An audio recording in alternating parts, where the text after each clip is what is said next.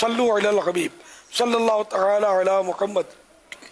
ایک افسوسناک خبر، شیخ الحدیث و تفسیر دارالعلوم غوثیہ کراچی،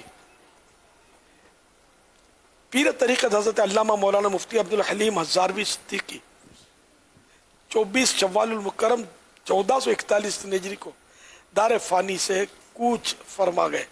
انا للہ و انا الیہ راجعون۔ میں حضرت کے تمام محبین، معتقدین، مریدین اور جملہ سوگواروں سے تعزیت کرتا ہوں۔ یا رب المصطفیٰ جل جلالہ وصلی اللہ تعالی علیہ وآلہ وسلم، حضرت مولانا مفتی عبدالحلیم ہزاروی صدیقی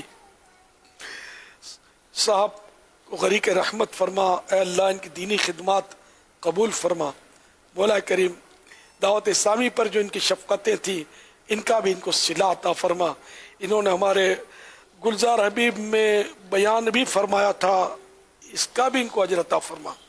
الہ العالمین ان کی قبر خوابگاہ بہشت بنے۔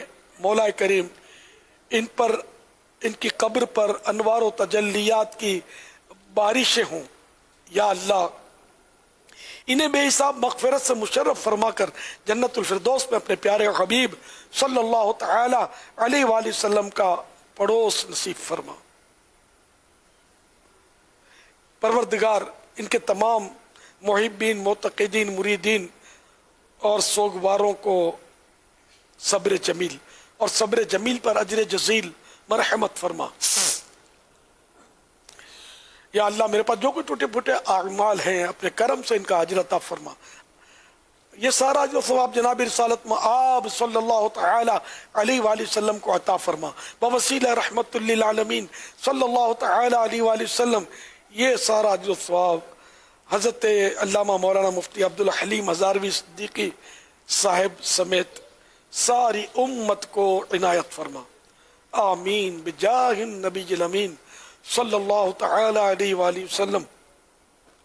صلو علی الحبیب صلی اللہ تعالی علی محمد۔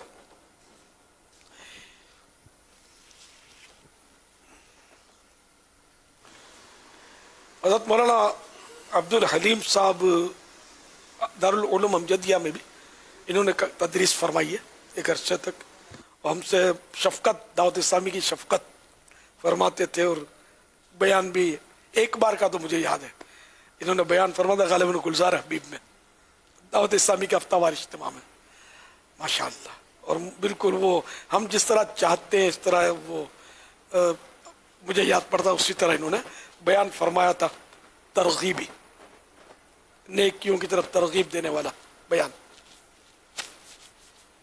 صلو علی الحبیب صلی اللہ تعالی علی محمد۔